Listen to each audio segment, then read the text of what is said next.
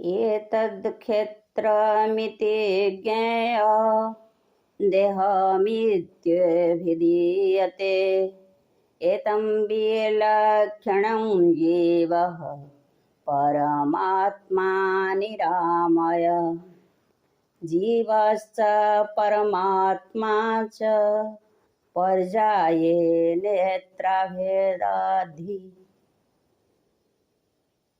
सप्रेम जयजीत। हे आत्मन, ଆଜି ସମସ୍ତେ ଜନ୍ମାଷ୍ଟମୀ ପାଳନ କରୁଛନ୍ତି ଶ୍ରୀକୃଷ୍ଣଙ୍କର ଜନ୍ମଦିନ ପାଇଁ। କୃଷ୍ଣ ଶବ୍ଦର ଅର୍ଥ ପ୍ରଥମେ ଆମେ ଜାଣିବା। କୃଷ୍ ଧାତୁରୁ ନିଷ୍ପନ୍ନ ଏ ଶବ୍ଦର ଅର୍ଥ ହେଉଛି ଆକର୍ଷଣୀୟ ବା ଅତି ସୁନ୍ଦର ବା ଚିତ୍ତାକର୍ଷକ। ଯେ ଜୀବ ଆଉ ପରମାତ୍ମା ଦୁଇଟି ପର୍ଯ୍ୟାୟବାଚୀ ଶବ୍ଦ, ଯେପରି ମୁଣ୍ଡର ପର୍ଯ୍ୟାୟବାଚୀ ଶବ୍ଦ ହେଉଛି ମସ୍ତକ ବା ଶିର, ଏଥିରେ କିଛି ଭେଦାଭେଦ ଜ୍ଞାନ ନାହିଁ। ସେମିତି କୃଷ୍ଣ ହେଉଛି ଆତ୍ମାର ପର୍ଯ୍ୟାୟବାଚୀ ଶବ୍ଦ। ଏ ଜୀବାତ୍ମା ଯେତେବେଳେ ଶରୀର ଛାଡ଼ି ଚାଲିଯାଏ ସେ ଅସୁନ୍ଦର ହୋଇଯାଏ। ଶରୀର ଅସୁନ୍ଦର ହୋଇ ଦୁର୍ଗନ୍ଧ ବାହାରେ। ଯେଉଁ ଆକର୍ଷଣୀୟ ଶରୀର ଦିଶୁଥିଲା ସେ ଆତ୍ମା ଥିବାରୁ ଆକର୍ଷଣୀୟ ଦେଖାଯାଉଥିଲା। ସମସ୍ତେ ଆନନ୍ଦରେ ମିଶୁଥିଲେ, ହସୁଥିଲେ, ଖେଳୁଥିଲେ, ବୁଲୁଥିଲେ ଏହି ଆତ୍ମା ଥିବାରୁ। ଅହମ୍ ଆତ୍ମା ଗୁଡ଼ାକେଶ ସର୍ବଭୂତାଶୟ ସ୍ଥିତ ଅହମ୍ ଆଦିଶ୍ଚ ମଧ୍ୟଶ୍ଚ ଭୂତାନାଂ ଅନ୍ତ ଏବଶ୍ଚ।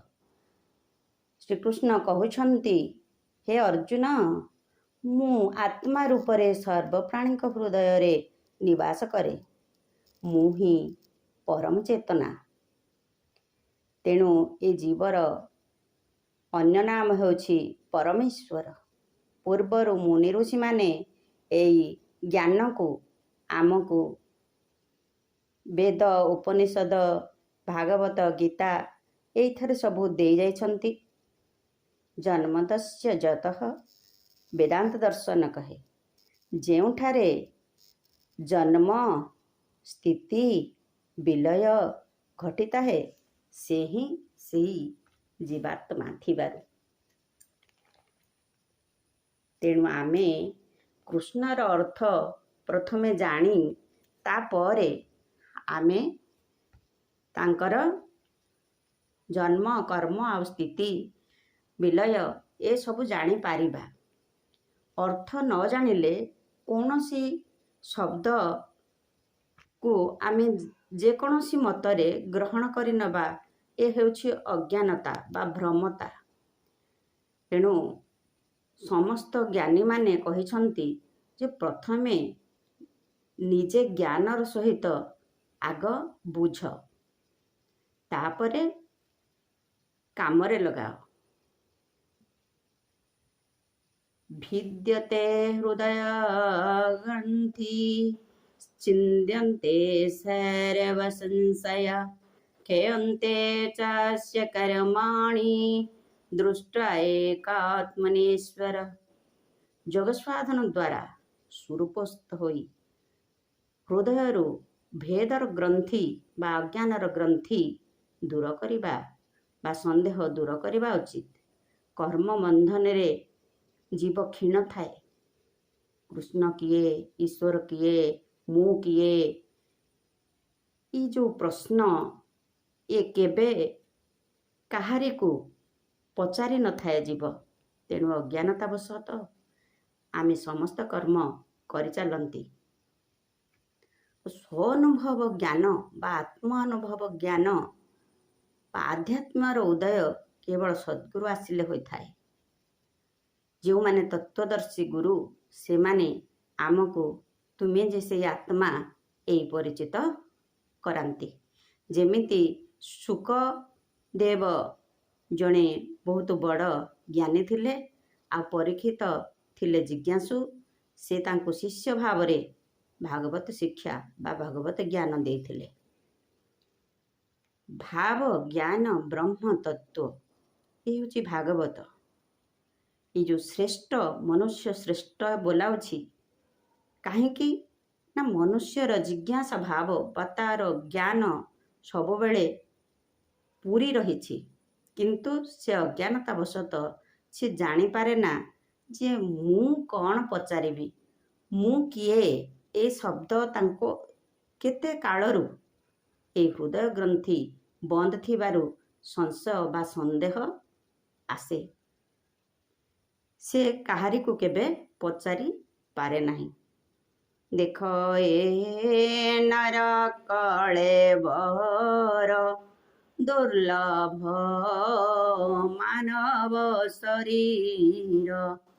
ଭଗବତ କହନ୍ତି ସୃଷ୍ଟି ପାଳନ ସଂହାରଣ ଏ ସର୍ବ ଆତ୍ମାର ଭିଆଣ ଏଣୁ ଅଶେଷ ଚରାଚରେ ଆତ୍ମା ସତ୍ୟ ନାହିଁ ପରେ।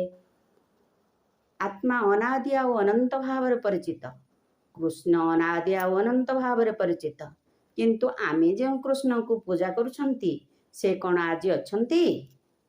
ସେଇଆ ମନକୁ ପ୍ରଶ୍ନ ପଚାରିବା। ବାସ୍ତବିକ ଭକ୍ତ କାହାକୁ କହନ୍ତି? ଭାଗବତ କହନ୍ତି ଯେ ଆମେ ଉତ୍ତମ ଭକ୍ତ କାହାକୁ ବାଛିବା?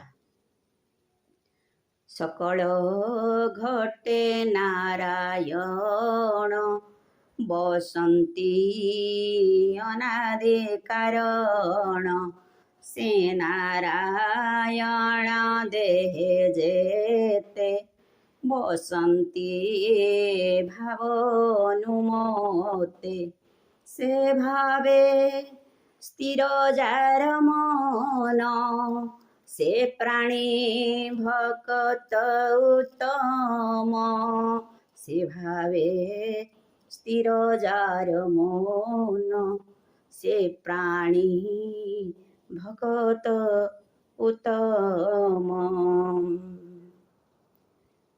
ତ ଆମେ ଦେଖୁଛେ ଭାଗବତ ଏଇଆ କହୁଛନ୍ତି ଯେ ପ୍ରତ୍ୟେକ ଘଟରେ ଯେଉଁ ଆତ୍ମ ସ୍ୱରୂପ ବିରାଜମାନ କରିଛନ୍ତି ସେ ହିଁ ପ୍ରକୃତରେ କୃଷ୍ଣ।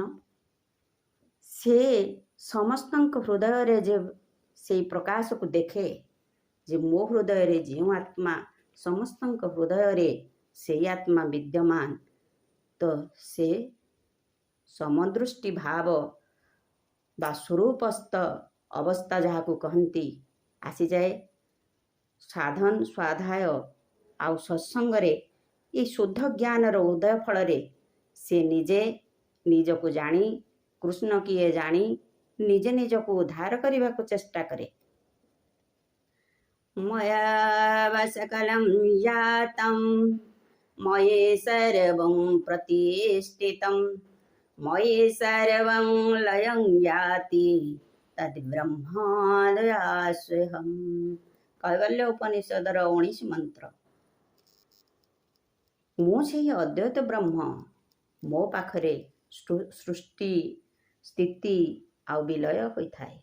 ଜାଗ୍ରତ ସ୍ୱପ୍ନ ସୁଷୁପ୍ତ୍ୟାଦି ପ୍ରପଞ୍ଚ ଯତ୍ ପ୍ରକାଶତ୍ ତତ୍ ବ୍ରହ୍ମାହମିତି ଜ୍ଞାତ୍ୱା ସର୍ବବନ୍ଧ ବିମୁଚ୍ୟତେ।